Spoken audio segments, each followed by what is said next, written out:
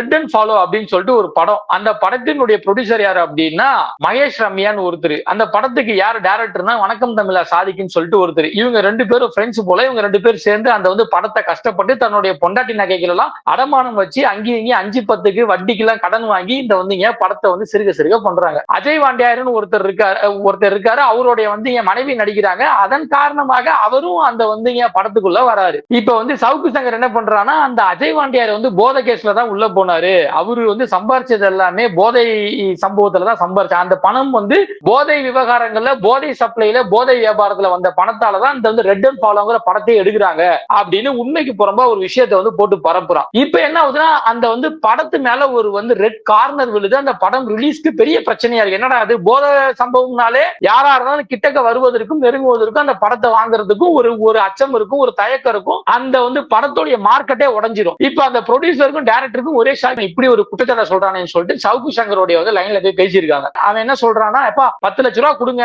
நான் இதோட விட்டுறேன், இல்லன்னா நான் இன்னும் போட்டு அடிப்பேன்னு சொல்றான். அப்ப இவங்க சரி நம்ம நேர்ல போய் 1 லட்ச ரூபா கொடுத்துருவோம், 1 லட்ச ரூபா நம்ம கொடுத்து பேசி பார்ப்போம் அப்படிங்கிற ஒரு எண்ணத்துல என்ன பண்றாங்கன்னா சவுக்கு சங்கரோடைய ஆபீஸ்க்கு போய் அவனை சந்திச்சு, ஆனா அந்த மாதிரி நாங்களே கஷ்டப்பட்டு படம் எடுக்கிறேன்னா நீங்க சொல்ற மாதிரி கிடையாதுன்னா எல்லா ப்ரூஃபும் எங்க கிட்ட இருக்குன்னா தயவு செஞ்சு அடிக்காதீங்க, அப்படிலாம் அப்படி தப்பான தகவலை சொல்லாதீங்க சார், ஏன்னா இதனால என் படத்துக்கு பெரிய பிரச்சனை வருது சார், என் படம் ரிலீஸ் ஆனதா சார் நான் போட்ட காசை காப்பாற்ற முடியும், என்னுடைய ஒட்டுமொத்த சேவிங்ஸ் நகை எல்லாமே போயிடுச்சு சார், அது போனது மட்டும் இல்லாம வட்டிக்கு வேற நாங்க சார் பணத்தை வாங்கி எங்களுடைய தலையை அடமானம் வச்சுதான் சார் படத்தை எடுக்கிறோம், தயவு செஞ்சு இனிமே இந்த படத்து மேல இப்படி தப்பான வன்மத்தை கக்காதீங்க சார், அஜய் வாண்டியாருக்கும் இந்த படத்துக்கு எந்த சம்பந்தமும் இல்ல, அஜய் வாண்டியாருடைய மனைவி தான் இங்க சார் படத்துக்குள்ள ஃபர்ஸ்ட் வந்தாங்க, அவங்கள வச்சுதான் அவரு அடுத்தது வந்தாரு அப்படின்னு சொல்லும் பொழுது அதெல்லாம் முடியாதுப்பா, பணம் இருந்தா பேசலாம், ஏஞ்சி போன்னு சொல்லி பேச இல்ல, ஆனா எங்களால முடிச்சது இவ்வளவுதான் அப்படின்னு சொல்லிட்டு ஒரு 1 லட்ச ரூபாய் பணத்தை ஒதுக்கி கொடுக்குறாங்க. இவன் என்ன பண்றான், அந்த 1 லட்ச ரூபாய் பணத்தை புடிங்கிட்டு, ஏன்டா டே அவன் போதை கேஸ்ல அவ்வளவு சம்பாரிச்சிருக்கான், 10 லட்ச ரூபாய் கொடுக்கறது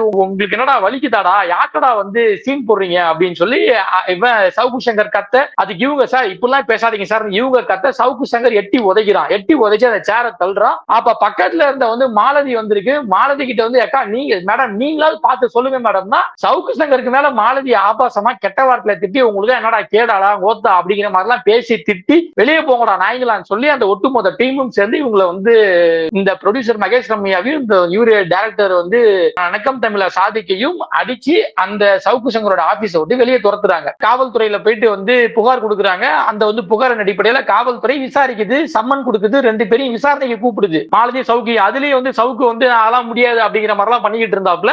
அப்புறம் உண்மையான ஆதாரங்களின் அடிப்படையில சவுக்கையும் மாலதியும் காவல்துறை கைது செஞ்சு ரிமாண்ட் எடுக்கிறாங்க.